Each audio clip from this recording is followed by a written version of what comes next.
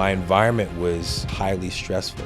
Worry, fear, that essentially became my baseline. I became this person who would look for reasons to worry, reasons to be afraid, reasons to feel the need I deserve to suffer.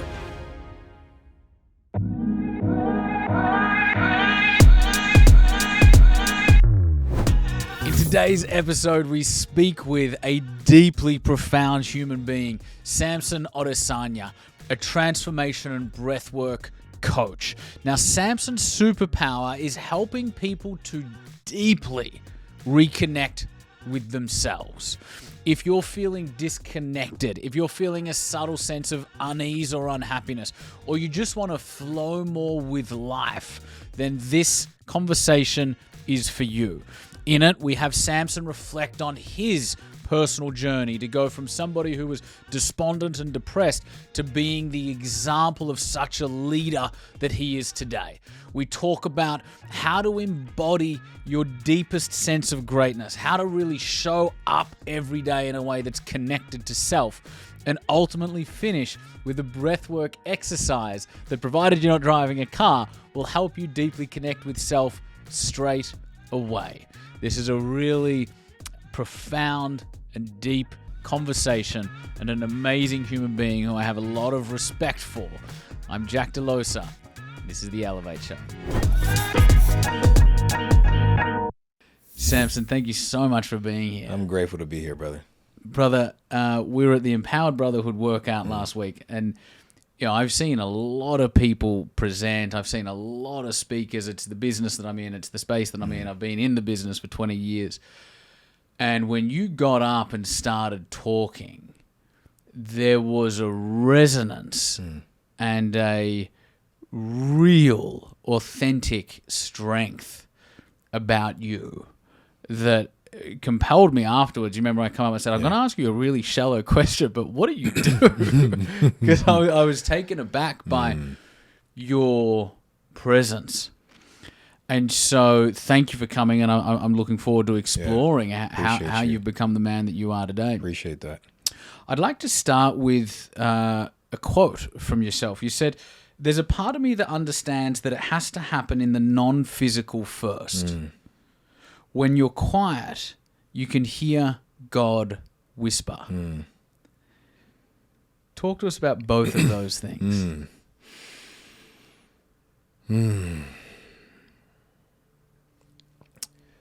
So, to your point, I greatly appreciate that. And when I think of, I'm gonna take this angle. So, what we can touch, right?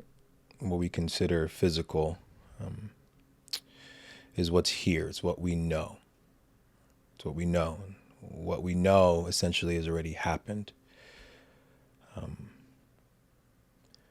But before we know, before anything is physical, it must come from a place.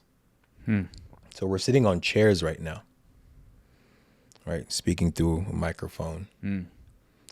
At one point, this wasn't a physical thing. It was a thought. It was an idea in somebody's head. Somebody's space, somebody's consciousness, and they were inspired by it. They got a spark. They were in spirit, the non-physical. And then it takes a certain type of person based on where they are in their consciousness to be able to take that thought, that idea, and almost have a felt sense of the impact it'll make. What impact is this chair going to make if I act on it? The emotion, the feeling, right?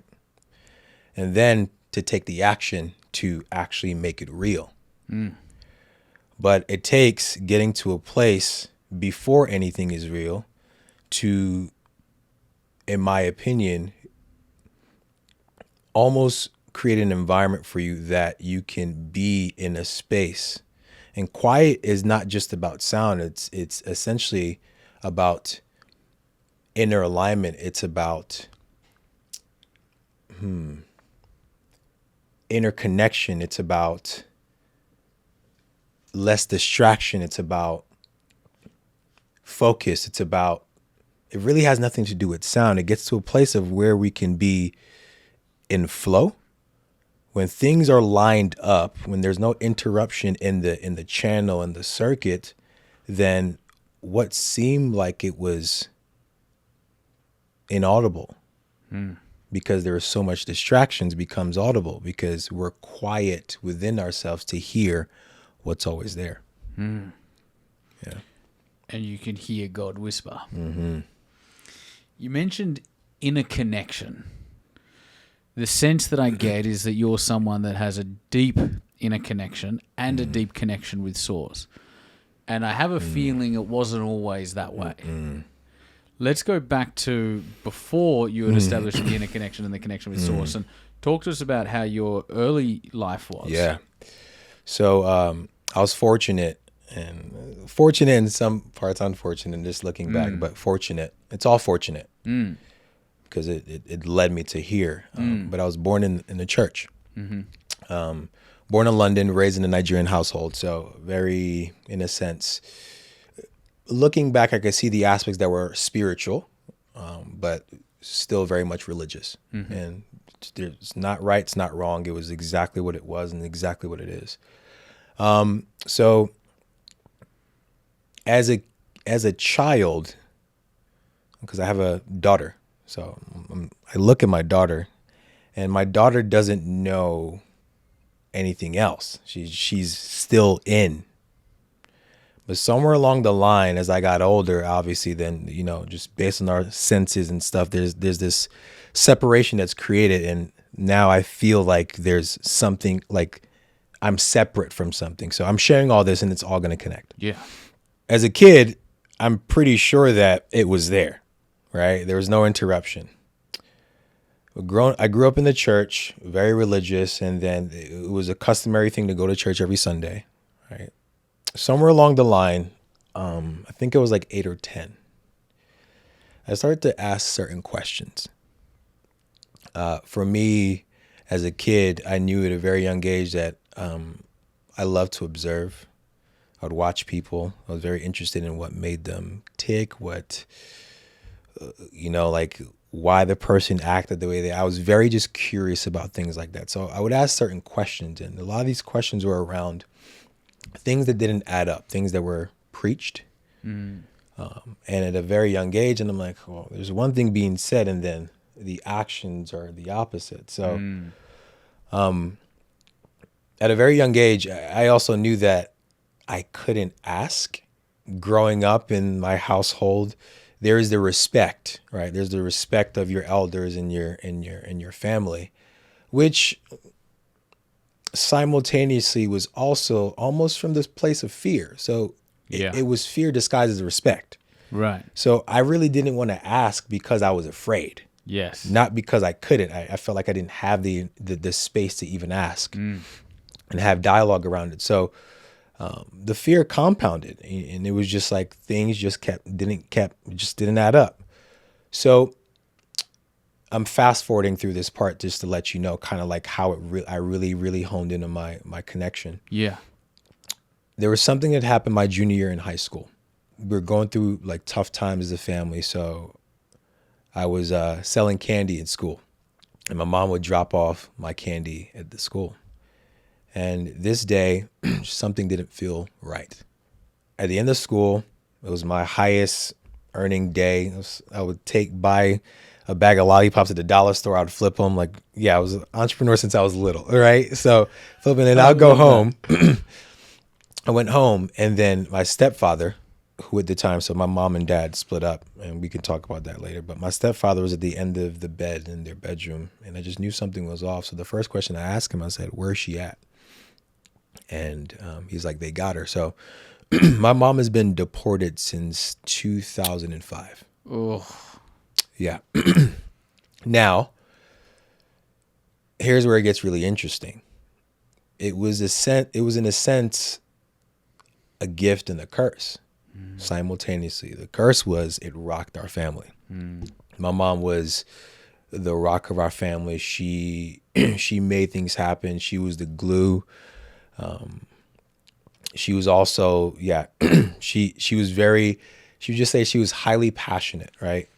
The effects of how she raised me also contributed to how I saw myself. So my relationship to myself, my identity, was one that was rooted in a lack of self-belief, a lot of self-doubt, low confidence. So very dysregulated, like not connected to myself. People pleasing, searching for external validation. So my mother, right, who I have so much love for, now is not there. Haven't seen her since 2005 too. We talk, thank God for technology. But that rocked our family. So we immediately had to like make things happen. Like I went to go work. I graduated high school. I had to go work. I got a few jobs just to contribute to the family. I also have 3 younger siblings. So I also had to step into the, not just the big brother role to support financially, but also the big brother emotionally. I have 2 younger sisters, right? So that was tough. My stepfather had to go work. He literally had to go make things happen. Now here's what the gift was. My inquisitive nature, my curiosity, my knack for needing to go to the root of why something works, or the need to know, came online because the energy that would trigger the fear in not being able to do that wasn't there anymore. My mom wasn't there. Yeah. So I started to really ask these questions, right? It started off with a simple question of, it's like you'd hear, maybe I was in my youth, I made up these fears. It was like, well, if I slam the Bible, is God going to strike me dead? Right. And then I would do that and like nothing would happen. This was kind of like common sense, like logical things. And I'm like, okay. And then the frequency when we would go to church was not as frequent. So now unconsciously, I began to almost separate myself from that thought. And by the way, I appreciated being brought up in that environment. So like, I'm still very well in a different way connected. Yeah. But the thought process, I began to separate myself from that. And now put me in a position to question things from a different perspective. So I feel when that happens, and in any way, shape, or form, it puts me in a different energetic. And when I'm in a different energetic, I attract different things. So I started to literally attract and go seek knowledge. One of the first books that came into my sphere, my world, was the Kabbalion by the 3 initiates, right? And I was 18 when I started reading that book. Back then, just from where my level of understanding was, it was a really, really deep book for me to read, but I started to consume it. And that book led me to the next book. And that book led me to the next book. And that book led me to the next book. As I started to consume myself with the books, right, my habits also start to change. So there was this simultaneous connection between like my mind, what I was doing physically, because in high school I played sports. So I continued staying in shape, going to the gym. So there was this connection. And then that's when I began practicing meditation. So all this, it was just a stepping stone to just listen more and more, to know more and more. One of my favorite quotes is 2 words: know thyself. So that has always led me to really understand myself, because I'm a firm believer. So it's said that we're created in the likeness and image of God. So if we agree with that, if that's something that you believe in, so if I'm creating the likeness of my creator, that means I'm I'm a piece of them. Yeah. I'm a reflection of them. So by simultaneously knowing myself, I know my creator. Right. So the more I just really, really understood this, right, how this worked, what made this tick, it opened up the connection for this. Yes. It wasn't the easiest, and I'm still developing that relationship because there's more. There's deeper to go, right? But yeah. I'm really interested in how you developed yourself. And so you mentioned you started reading, Yep. there's this thirst for knowledge. You mentioned briefly you started meditating. I'm assuming at some point there would have been inner child work, Absolutely. reparenting. Yes. Can you talk us through Yeah. how did you go from being, the boy who's slamming the Bible against the table and wondering if God's going to strike him down, to being the person you are today? What are the core kind of fundamental Yeah. pieces of work that you did? Yeah. Yeah. This is good. So, like I said, I started off with the mind, and for me, well, it's essentially it was actually the body, right? Physically. So, as a young man who didn't really believe in himself, had an unhealthy relationship with his identity, like just ridden with self-doubt. The first thing I went to, especially as a young man, is okay, like, well, if I change the way I look, maybe I'll be accepted. So I played high school football, American football. And the only reason I did that was, and this is a joke, in middle school, there was a rumor that the football team would dunk freshmen in the trash can. And I was like, nah, I'm not doing that. So, well, why don't I just join the football team? Right? So that was a funny, way Be the dunker right, rather than the donkey. right. But it's in the culture, right? If you look at these movies with the high school kids and stuff, Yeah. the football players are the most popular. Right. So I sought for validation. I sought to be seen as something greater than greater than I was. So I joined the football team. But yeah, I was an athlete. I loved sports, but if I were to really, really be honest, that was the foundation for why I joined. So when I got there, right, I learned some fundamental pillars and skills, and it supported me because, sports is also a really good ground and environment to develop yourself, right? Yeah. But after high school, that carried over into me working on myself physically. So I was consistent 5, 6, 7 days a week in the gym sometimes. I'm also working 4 jobs simultaneously. But Wow. yeah, there was this place where I noticed, right, when I started to incorporate nutrition, change how I ate, like my body would respond differently. So I was like, oh, okay, I look in the mirror. I at least loved what I saw. So immediately it opened up the gateway for my mind. So like I said, there was this synergistic relationship that was happening. But I would do more body, do more mind. So the next level of it was going to seminars. I went to the Landmark Forum, Mastery and Transformational Training, Insight. I think I did 2 other seminars. I was I was on this journey to know, like to really, really work on myself. The other impetus for me working on myself is I got really tired of being tired with my experience in myself. Right? No matter where I went, I carried my shit with me. Right? It got very tiring to doubt myself. Like it just, life wasn't moving. Things became very, very repetitive. And I was like, if I keep going in this direction, right, every day, every week, every month, every year, looking 30, 40 years down the line, this is going to be my life. So I get to change something. So it was more books, it was seminars that helped.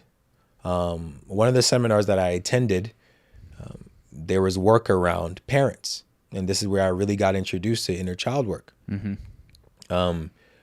And I realized how much anger and resentment I was carrying inside of me, how much guilt and shame I had inside of me. Some people express their emotions, their unhealthy emotions outwardly. For me, it was more inwardly. It was more inwardly. It was very self-depreciating. So it came out in the form of me hesitating, me second-guessing myself, me not following through, self-doubt, me seeking external validation, playing small, right, curled up, closed heart. I mean, just more, and how it played out in my life was just what would always haunt me, right? When people was like, oh, what are you afraid of? And it's like, I'm not afraid of death. I'm afraid of dying and not like emptying myself, not living out my full potential. So I felt like I was haunted by this fact that I had potential, but I could not do anything about it. So I sourced that there was a lot of work around my mother and my father. Yeah. My father, my mom and my father separated. So I was born in London. They moved to the States when I was very young. They separated when I was about 4 or 5 years old.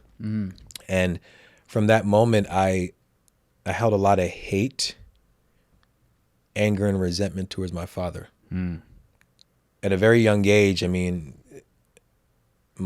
our brains are easily programmable, right? Yeah. So I didn't have the resources. I didn't have the education in order to discern what was right from wrong or what was mine and wasn't mine. I just, oh, okay, cool. You left. Fuck you, right? I remember the night that they were arguing, my mom ran out and she was like, your dad's about to leave. And I was crying and I was like, if you leave, I'm going to hate you. I said this at a very young age, and he left, and I was like, okay, so yeah, I hate you.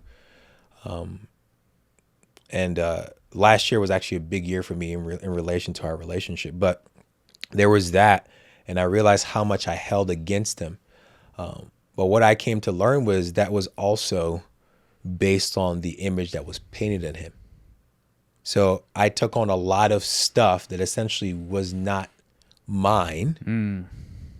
I experienced his absence, which affected me to a certain extent, but the reason that I was told why he was absent wasn't mine, and I took that on. Yeah. So in the seminar, I got really connected to what was there. Like, oh, and I would lie to myself, say, oh, like I'm reading the books, personally developed, positive thinking, and here's the thing with that, like in my experience, I was bullshitting myself 100%. because there was still something that felt incomplete. Yes. The affirmations didn't work for me. Yep. It just didn't. Yep. Some books didn't work for me. It was like, nah, I still feel this. Right? There's what I think, but there's what I feel. Like I feel this. So there was just a lot of work. I had the first clearing conversation with him about 7 to 8 years ago. And I remember on the phone, this was from a place of just being a victim. I was still hurt. I remember ending that conversation like yelling at him, and like I think I cursed him out, which is like a no-no in our culture. Right. Not just in our culture, just out of respect. Yeah. So I was very hurt, and then I got that out, and he was quiet, and then we would stay in touch here and there, right? And we cleaned it up a little, but there was still something there. And then I get to my mom. A lot of work around my mom. A lot. I held a lot of anger and resentment, inner anger, I like harbored it against myself. Not essentially almost like blaming my mother. I took it on as, oh, it must be me. That's why this is being done to me. Something is wrong with me. Right? I don't deserve to be here. Right? A lot of the stuff that I heard verbally, a lot of things that I experienced also physically, really, really put me in a position where I believed that essentially like I didn't really mean anything. So I was able to really trail where that came from, and that was just based on how I was brought up. And if you understand anything about essentially like the nervous system, my environment was highly stressful, worry, fear, and that essentially became my baseline. Yeah. It became my identity, became the home of my identity. So I became this person who would look for reasons to worry, reasons to be afraid, reasons to feel the need I deserve to suffer. And I just got tired. So that was how I got in the inner child work. I really understood, like, I have a hurt little boy inside of me. He's hurt. Yes. right? He wished that he was held and he was loved by the closest people to him. My father leaving, right? Him being the first impression of a man, and me hating him, resenting him it was also a reflection of hating and resenting myself. It's like, this is the image of a man in front of me, and I hate him, I resent him. So it's like, oh, this is how a man shows up.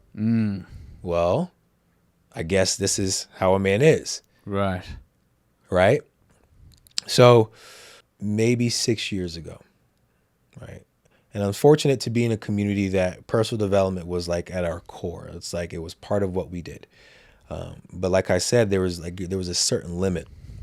And one thing I know and I'm learning and I've learned is that with the mind, you can only get so far.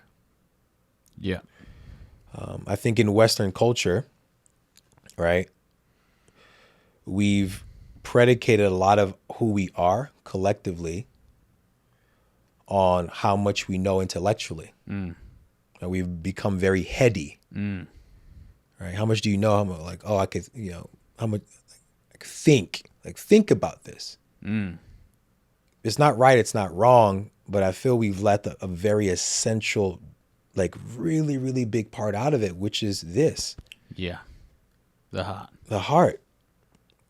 And as men, culturally, it's something that is not popular. It's something that we're not taught to feel. And what I could definitely say is I try to think my way out of feeling. Well put.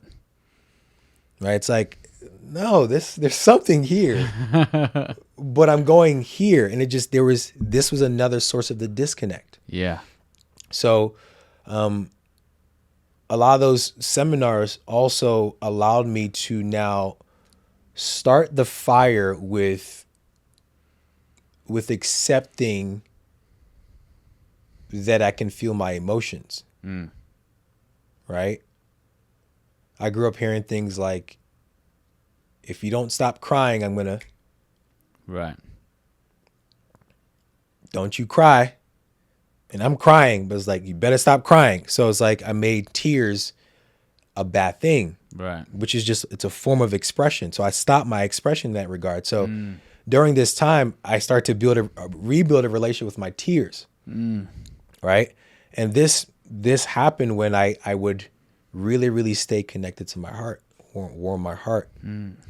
So about 6 years ago,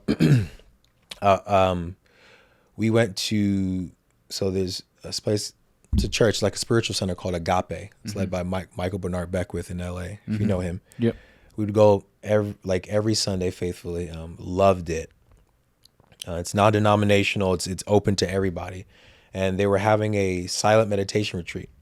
So my wife and I go, and we're there 3 or 5 days, and no talking. So silent meditation. And some days are really hard, but it was incredible. At that retreat, I met who is now a friend of ours. His name was Wachan. He's a third generation Incan shaman from Peru, and he works with them. So that day he came, I think it was on the closing day, and he led us through a process. And I remember him going around. There was probably like 100 people there, and this man's endurance, he was like go, and he had, his drum, and he just boom, boom, boom, boom, boom. And he got to me, and just the vibration from the drum woke something up in my cells. Wow. It felt very primal, felt very visceral. I almost felt like it opened the door, or at least removed what was in the way of what felt like the presence of my ancestors. I'm Nigerian, so it's like heavy drumming, rhythmic, like that's part of my DNA. So there was something that I felt like he activated with that. And also with just what he was doing, it felt familiar. So at the end of it, I was like, hey, I'd love to work with you. Like, what do you like, So he was in LA for about a month later. And then we met, and just him sitting with me, sharing with me about, kind of like the things that I had going on. He asked me a really big question about, my mother. And he was like, well, when's the last time you hugged your mom? I started crying. And I realized in that moment that, like nothing beats a mother's hug, especially for a son. Yeah. And I haven't had that at that point for over 10 years at least, right? Yeah. So he's like, you gotta hug your mom soon. So I felt that, and then this was my introduction to plant medicine. So he led a San Pedro ceremony, and that is when I felt like the door is fucking unlocked. Right. And there was a night where I remember this night. This is what did it. So I sit, I take the medicine. I'm so grateful for the medicine to take the medicine, and I felt this inner resistance around my gut. And I go to him and I said, I'm feeling a lot of resistance. Right? And for those who don't know what San Pedro is Wachuma. It's a cactus. I feel resistance. I go to him and like, Wachana, I feel this resistance. And he was like, okay, let's sit with it for a little bit. So he came back to check on me, and he was like, how you feeling? I was like, it's still there, but it's like really heavy. It was like really at the pit of my gut. Again, this is the house of the emotions, right? Pit of my gut, the house of the emotions, the house of the will, right? My intuitions, like literally, I felt like it was churning, and it's like right here. So he says, come with me. So there's this patch of grass, and he has me kneel down, and he says, my son, roll. He said, roll in the grass. And I'm like, my mind's trying to be like, what do you mean roll? He said, roll. And the moment I started rolling, I almost feel like the medicine activated. And when it activated, I could not control the tears. Wow. They kept pouring out and pouring out and pouring out, uncontrollable tears. And I realized it evolved to weeping. And I realized that in that moment, that was what I needed to let go of. Yeah. This bottled up, trapped, suppressed, repressed energy that I've been holding for decades, from taking on so much in my upbringing, one, and not knowing how to release it, right? From keeping it in myself because I didn't have an environment, a healthy environment to express it. It was coming out. I remember there were other people there. I was literally stuck on the grass. And I remember people were laughing in the background. My mind, my ego is already trying to like, damn, they're watching me. I'm crying uncontrollably. What are they thinking about me? Even if I tried to stop it, I couldn't. And in that moment, I knew my ego had literally had a massive wall around my heart, so I didn't release. Wow. So in that moment, it was an opportunity for me I felt like that was a big gateway to start to almost soften, right? Soften in myself, soften the areas around my heart, start to get reacquainted with my feelings again. And the San Pedro removed the ego such that was possible. My experience, at least. Yeah. It got me not fully out of my head, but it got me out of my head to a point where I couldn't control it. Right. Something that he said that was powerful. He's like, roll and give it to her. So I realized also in that moment how much I haven't even utilized nature. Nature, she's built to take it. Wow. Right? She's built to take it, but I was keeping it inside of me. So it's like in that moment, I also need to build a relationship with nature. So that opened up for me so much more. And once that opened up, I started to really like knowing myself at a deeper level, because things start to come forward. More things start to come to the surface. The way I would look at things now wasn't just from logic. I have a very active and analytical mind. It wasn't just logic. Now there was this really deep sense. There was this response in my gut that wasn't there before. There was this relationship to my heart that wasn't there before, because the clutter, at least the start of the clutter had started to be removed. You often talk about how adults are masterful at not feeling their emotions, stuffing them down. And at one point, there was a woman who had chronic back pain. She came to you and she said, Samson, this has never happened to me before. I've got chronic back pain. I've tried everything. And your response immediately was, I got you. Yeah. Which broke her pattern straight away Yeah, because she was already taken aback by your level of confidence and certainty around that issue. Yeah. You started to work with her on it. She overcomes the back pain. And she later says, I'm now grateful for the back pain because it introduced me to Samson. I'm grateful for her. Now, let's unpack that a little bit. Firstly, why were you so confident that you would be able to help her alleviate the back pain? So I wasn't fully confident. I'll say that. Before we met, she had went through everything. She'd done the chiropractor. She had got the massages. She had got an MRI and it was nothing. She did everything she was supposed to do in the physical. Right. We're trying to affect matter with matter. It's already done. You can't do that. It's already done. Like we talked about earlier, before something is physical, what happens in a non-physical first. And before anything comes to the physical, it's spiritual, mental, emotional, then physical. Yeah. So the three before that, in a sense, are non-physical essentially. Yeah. So I was like, well, what if it's sourced in something emotional? So we met.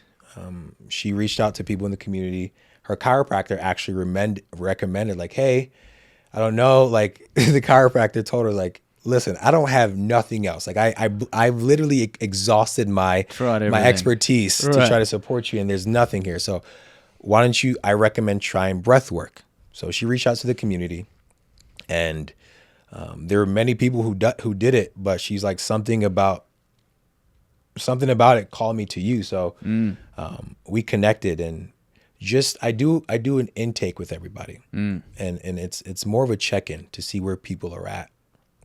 So she just shared with me about the events that's obviously that led up to the back pain, but just pretty much in the more recent times. And, she had a lot of sudden changes. So what we realized, so for me, I wasn't confident right away until I was able to get in her space and now feel the possibility of why her back did that. But here's why I was also confident, because I had a similar issue. So I've been in fitness for over 18 years. Because extensive research, I'm very mindful, I'm very methodical with like just how I do things. So I haven't had many injuries around that world, but there was a time where I stopped lifting for a little bit. And I go to the gym and I lift and I yank my left lower back. And because I've really developed my knowledge for understanding and knowing, like, okay, this isn't a physical thing right away. Like my dislocation in my right knee taught me, right? Because immediately I dislocate my knee twice. And normally you'd go to the source of the issue. When I was getting rehab for it, my doctor told me, well, that happened, and I didn't tear anything luckily, but that happened because the surrounding muscles were weak. Yeah. So my inner thigh muscles weren't weak. They were shut off. So now my knee was overcompensating. It was taking on more than it needed to. So I was like, oh, okay, well, if something happens, the location or the site of where it happened is not the source of it. Yeah. So I knew that, right? I also worked in the medical field for 7 years. So just being around a lot of that stuff. So I was like, okay, well, my back pain that must not be the source. Yeah. So I asked myself, first I cussed. I was like, I'm like, okay, this is what I said. I was like, what do you need to show me? And this is what it said, literally verbatim. He's like, stop fucking forcing shit. Wow. Who said that? Your lower back. Stop fucking forcing shit. I love that. Or whatever said it. Yes. My higher self, whatever said it. Yeah. But I just tuned in. I was like, okay, what do you need to show me? He's like, stop fucking forcing shit. And that was 200% accurate. At that time in my life, I felt like I needed to do something because I wasn't in a time in my life that I was happy with. So I was just forcing. So my back let me know, inform me that, well, you need to stop forcing now, because you were forcing. You need to sit and do nothing. You need to rest and recover.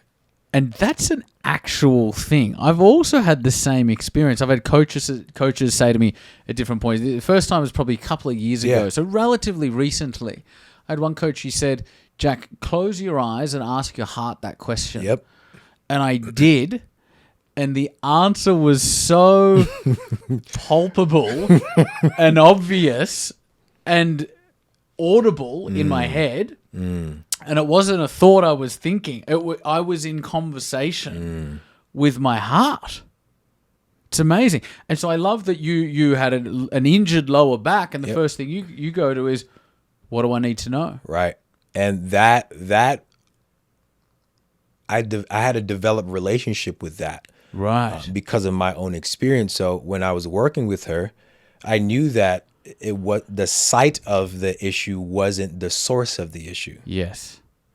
So we're asking questions, and we found around her sudden changes, right, that it interrupted the safety she felt. So the body is going to do what it feels safe doing. It needs to feel safety. And if not, it's going to make sure it gets your attention.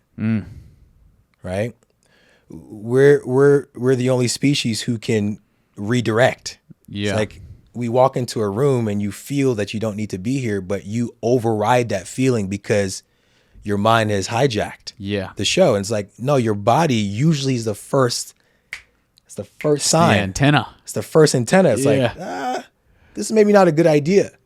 But if there's no connection to it, now you disregard it and you end up getting into danger. So what we came to is like, well, your back needed to go out so you can listen. So just through the power of breath, we were able to support her in feeling some unfelt emotions, which the lower back, for anybody who may have challenges around that, is rooted in not feeling supported. Yeah. Not feeling supported. So that was something for her.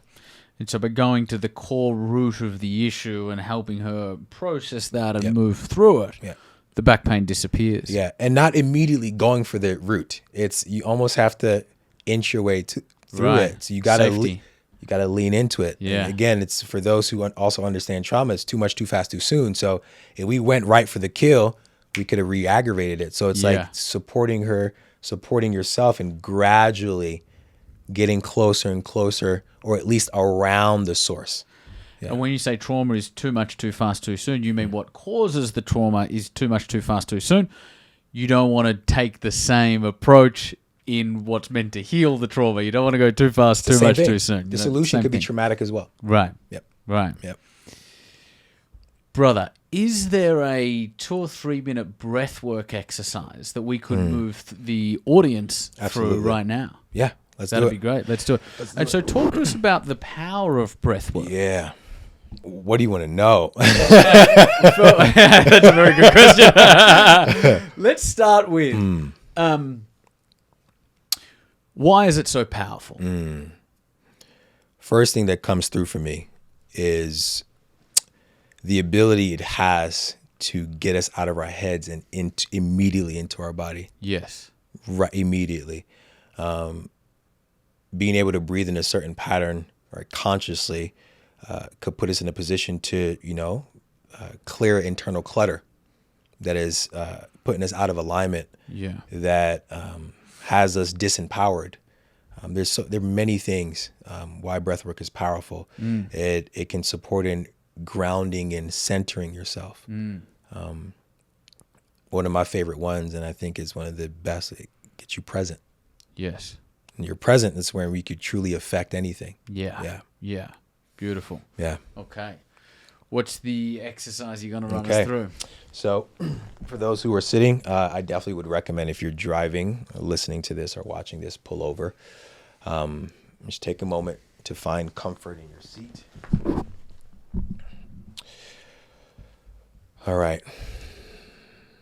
Now sit up straight, spine aligned. No interruption between the top of your head and your root. Straight up. Just take a moment. Just notice what's here, what's present, what's alive.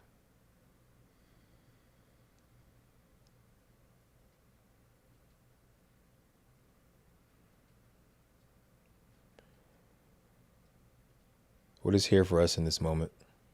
What is here for you? What sensations are you currently experiencing? Where are you experiencing them? Without judgment, without the need to redirect, change, manipulate, or have them be any other way than they are. Just notice.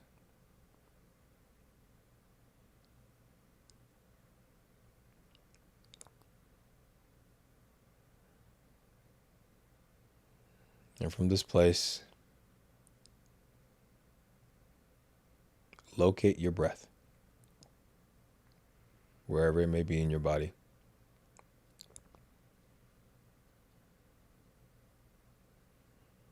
How is your breath breathing?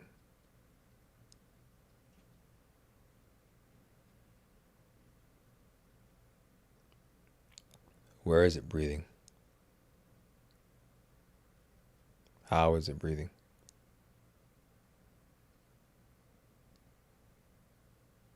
Again, without judgment.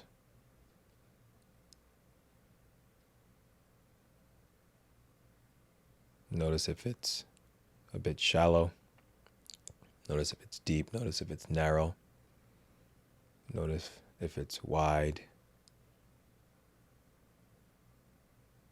Notice any resistance, if there is any,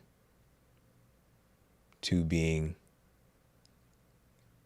focused on your breath. Just take a moment to connect with it. Almost like you're holding hands with the person.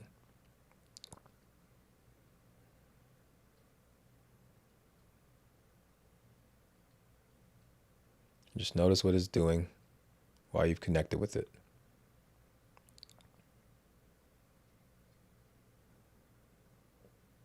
And while we're here, I'm going to slowly drop it lower and lower from wherever it may be.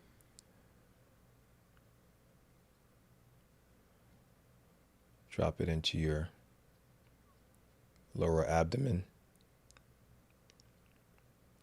right below your belly button. Drop it into your root. Just notice what it feels like breathing there.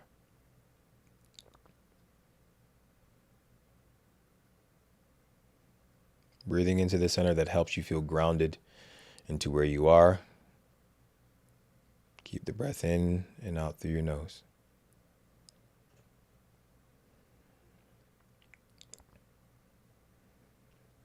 And we're going to move the breath. We're going to start very gently from the bottom where we are. And at about 5%, I want you to breathe into your sit bones, into the root. 5%, in and out through your nose. In, out. In, out. In, out. We're going to move it up to about 25%. At this place, we're going to move right on top of our belly button. In, out. In through your nose, out through your nose. Last one, in through your nose, out. We're going to move it up to about 50%, right into the heart space. In, out. You start to feel in, out. Feel the connection between your belly to your chest. In, out. Now to 75% from the bottom through to your throat space. In, out. Start to feel the expansion. In, out. Last one. In, out.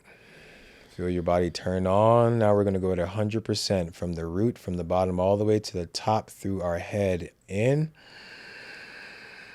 out. In, out. In, out. Last one. In, all the way. Hold at the top. Squeeze through your head. Squeeze through your head. Squeeze through your head. Keep squeezing. 3, 2, 1. Pop the balloon. Let it out your mouth.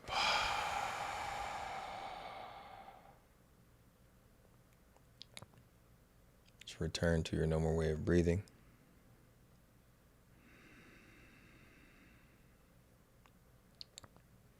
And just notice what's here for you. Notice if there are any subtle shifts. Notice what's different. Notice how you feel. Notice any sensations.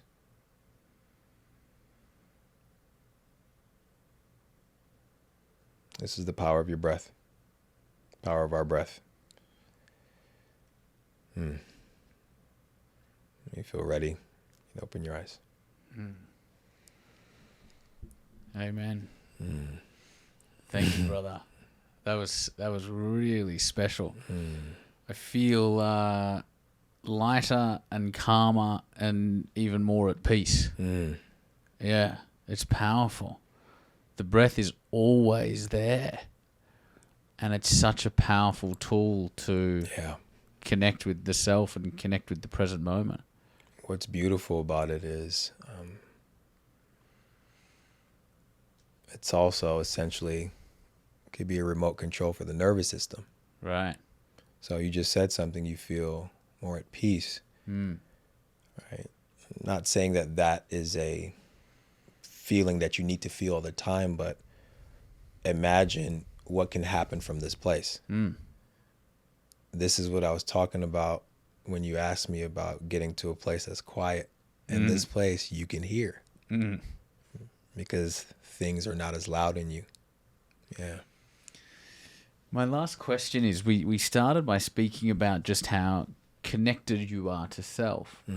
And we've spoken a lot about the work that you've done to strengthen that connection. What do you do today to both maintain that connection, but also continue to build that connection? Interestingly enough, I realize, at least for me, and I know everybody's different. I think that's my mentality is one size does not fit all. So it's if I can give any tips, is really like I've spent enough time with myself to know. I've spent enough time experimenting and trying different things to know. Curiosity can be an asset if you use it really well. Yeah. Use it to try. It's almost like it's a form of play. So I've played with just different things to find what it is that at least supports my process in this season, because it changes. Yeah. But for me, is making sure I definitely have a practice for myself. So that's involved around meditation, prayer, breath, definitely moving my body. So if you talk about just all the realms, I make sure I have a practice for all the realms, one for the spirit, one for the mind, one for my emotions, and one for my physical. It's health is one of my pillars, and health, the etymology of health is the real world. The real meaning of health means whole. So for me, that's a North Star for me. Is like how can I be more wholesome? How can I be more holistic? How can I look at it from all of it, not just parts of it? You know, it's the day and the night. It's the light and the dark, you know. And also other people. Yep. That's how I also understand myself more too. What I've learned is, in the container of having relationships with others, people act as a mirror for me to understand myself even more. So in my relationship with my wife, with my daughter, with you, with friends, with my community, my community, my universe is my biggest mirror. Yeah. And that's how I get to do that. So especially in this day in my life, it's definitely like other people is a really big part of it for me. So the more I can, you know, really not just develop my relationships, but water them in a way that obviously, you know, supports each other. Like it helps me also understand myself even more, because they're just reflecting back to me what I'm putting out. Yeah. Yeah. When you pray, who do you pray to? For me, it's God. There was a point in my life where I was trying to figure out what it was and who it was. And to me right now, it doesn't matter. I know that there's a presence that I cannot describe, that is indescribable, that is nameless, that is formless, that is shapeless, that is making this whole thing work. And it's been apparent in my life multiple times. It's got me out of a lot of dark places, and it's also led me there to accept my dark places. So it's God for me right now. Yeah. Yeah. Beautifully said, brother. Yeah. For those that want to continue following your journey, which I encourage everybody to be doing, where's the best ways for them to do that? Instagram right now. I'm really working on the back end on like a lot of setting up my shop, but Instagram, it's Samson's_strength. Yeah. Samson's_strength. Yeah. Feel free to send me a message. I do respond. This is part of what I was talking about. Like for me, it's human interaction. Yeah. I love people. Yeah. So, yeah. Brother, thank you so much for coming in today. As I said, the example you set and the power that I've seen you deliver with at Empowered Brotherhood really is inspiring. Thank you, brother. You are a unique individual, and you've developed yourself to be that way. So thank you, brother. I honor that, and I thank you for coming in today. I appreciate you for having me. Thanks, brother. Thanks. Thank you for watching. If you enjoyed today's video, make sure you do 3 quick things to ensure you continue on this journey of growing into the very best version of yourself. Number 1, hit the subscribe button and make sure you've got notifications turned on. Number 2, check out more videos up here that you could watch right now. And number 3, stay connected. Follow me over on Instagram at Jack Delosa, or head to the-entourage.com in order to join a movement of 550,000 7- and 8-figure business owners. I look forward to seeing you there.